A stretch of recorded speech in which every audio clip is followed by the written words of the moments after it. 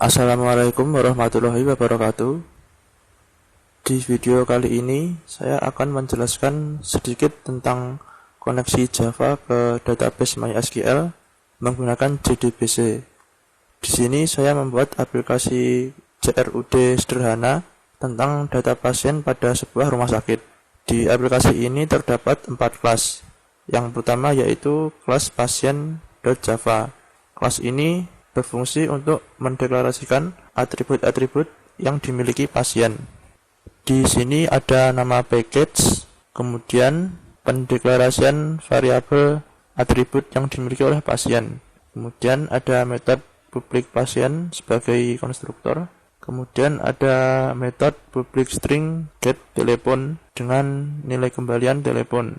Selanjutnya public void set telepon dengan parameter string telepon, gunanya untuk memberi nilai pada variabel telepon. Kemudian public string get nama dengan nilai kembalian nama. Selanjutnya public void set nama dengan parameter nama untuk memberi nilai pada nama. Public string get penyakit dengan nilai kembalian penyakit. Public void set penyakit dengan parameter string penyakit untuk memberi nilai pada variabel penyakit. Public string get harga obat dengan nilai kembalian harga obat. Public void set harga obat. Public string get rawat inap dengan nilai kembalian rawat inap. Public void set rawat inap dengan parameter string rawat inap. Public string get biaya dengan nilai kembalian biaya. Public void set biaya dengan parameter string biaya. Selanjutnya kelas yang kedua yaitu kelas pasien manager, gunanya untuk membuat koneksi ke database. Di sini ada nama package. Kemudian kelas-kelas yang perlu diimport ada Java SQL Connection,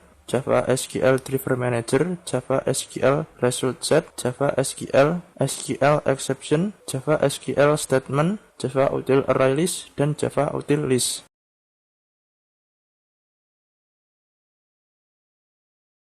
Di sini ada string URL, ini URL untuk database-nya. Kemudian string user untuk nama user dan string pass untuk password.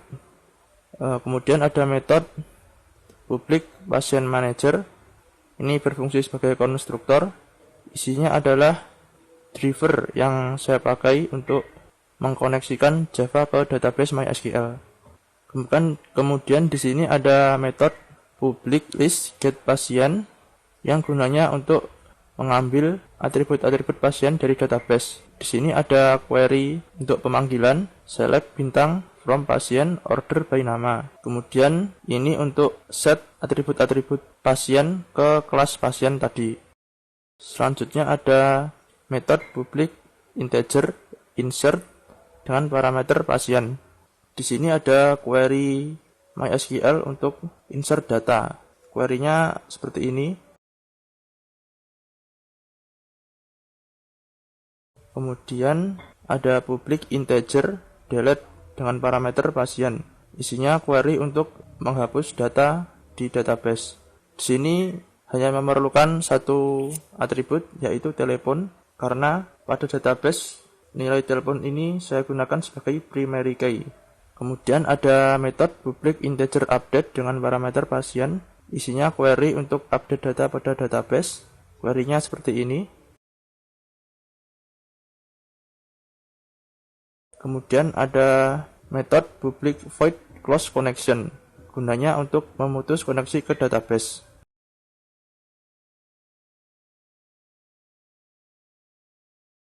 Selanjutnya ada kelas main menu.java. Kelas ini berfungsi untuk menampilkan halaman awal yang isinya menu-menu yang dapat digunakan untuk memanggil kelas form pasien.java.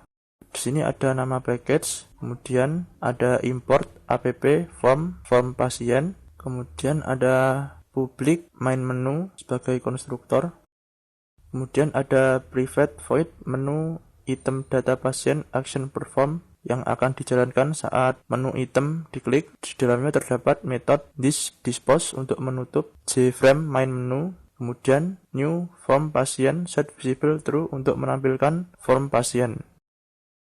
Di sini ada metode private void menu item close action perform, gunanya untuk menutup frame main menu. Selanjutnya ada kelas form pasien. Di sini ada nama package, kemudian kelas-kelas yang perlu diimport. Ada app db pasien, app db pasien manager, app menu, main menu, java util array list, java util list, java swing joption pen, dan java swing table default table model. Di sini ada pendeklarasian variabel telepon, kemudian ada metode konstruktor. Di sini ada metode tampil data untuk menampilkan data, dan di sini ada txt biaya set editable false agar kolom txt biaya tidak bisa diedit. Kemudian di sini ada metode private void tampil data, gunanya untuk menampilkan data. Di sini ada objek dari pasien manager, kemudian ada objek dari pasien, kemudian di sini ada string header, isinya array, gunanya untuk memberi nama kolom pada tabel. Kemudian ada objek dari default table model. Di sini ada looping untuk menghapus baris pada tabel. Kemudian di sini ada looping untuk menambah baris pada tabel. Di sini ada private void tabel pasien most clicked yang akan dipanggil setiap kolom pada tabel diklik. Di sini ada variabel telepon sama dengan tabel pasien get value at tabel pasien get selected row 1. Di sini ada string nama mengambil value dari tabel pasien kolom ke 0.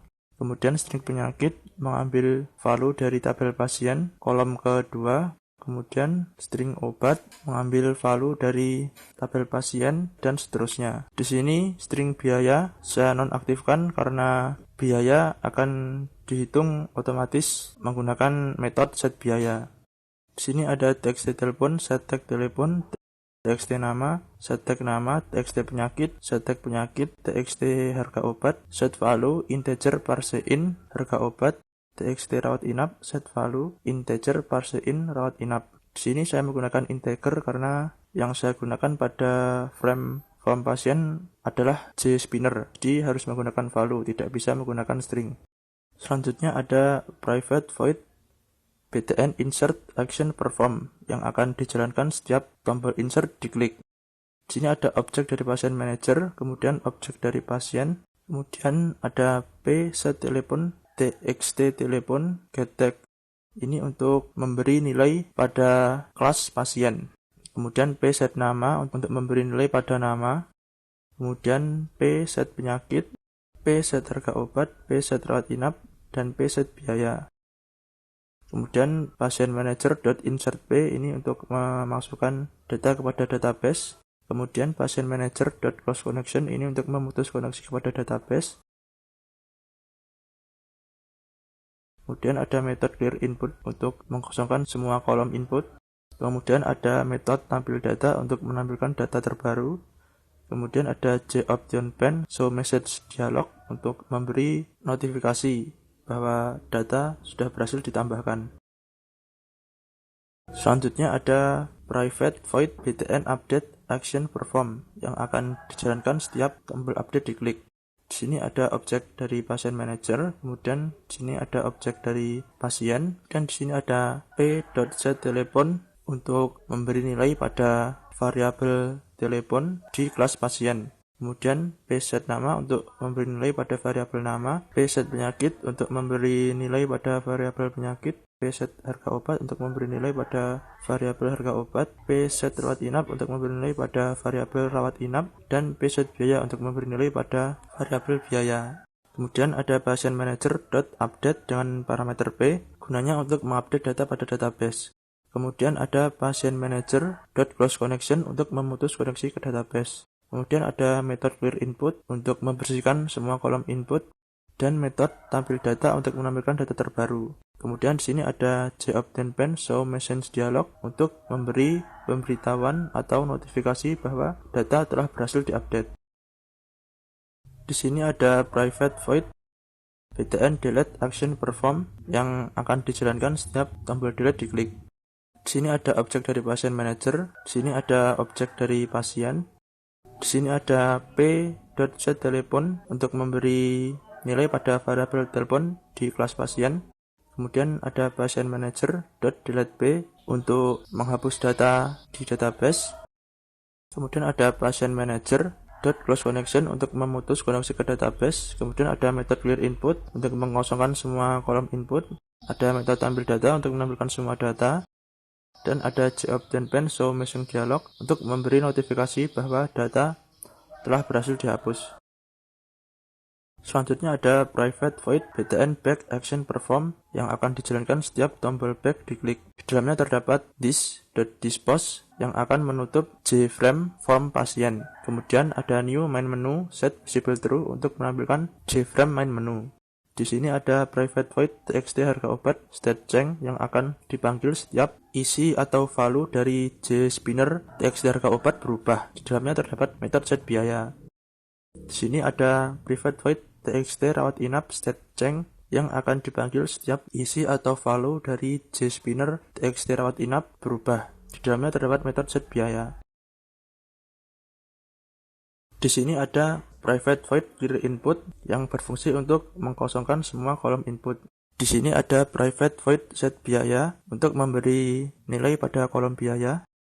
Nilainya didapatkan dari harga obat ditambah jumlah hari inap kali harga inap per harinya. Oke, kita coba jalankan aplikasinya.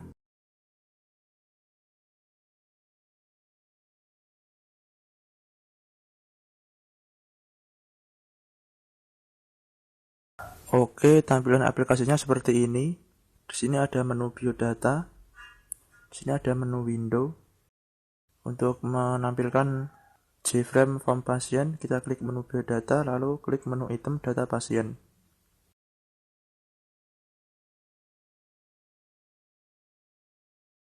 Oke, seperti ini tampilan dari form pasien. Di sini ada JTag field untuk nama pasien, kemudian JTag field untuk nomor telepon, JText area untuk nama penyakit. Di sini ada JSpinner untuk memberi nilai pada harga obat, kemudian di sini ada JSpinner untuk memberi nilai pada jumlah hari rawat inap.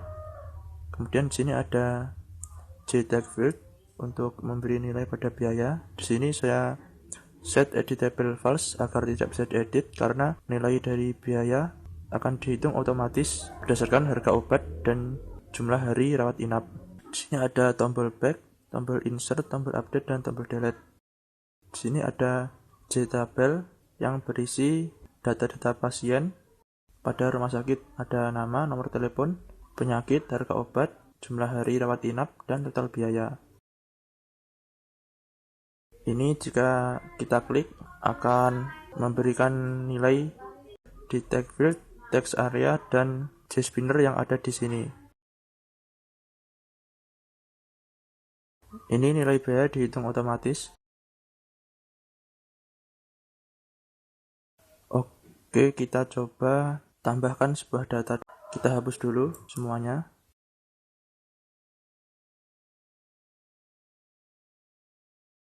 Oke, sekarang kita coba tambahkan datanya.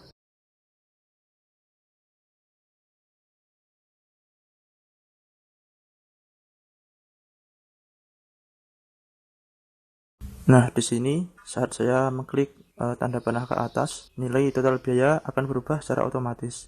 Jika saya klik di sini, nilainya juga berubah otomatis. Kita coba klik tombol insert. Nah, muncul notifikasi data berhasil ditambahkan. Dan di sini sudah muncul datanya. Kita coba tambahkan data lagi. Kita hapus dulu semuanya.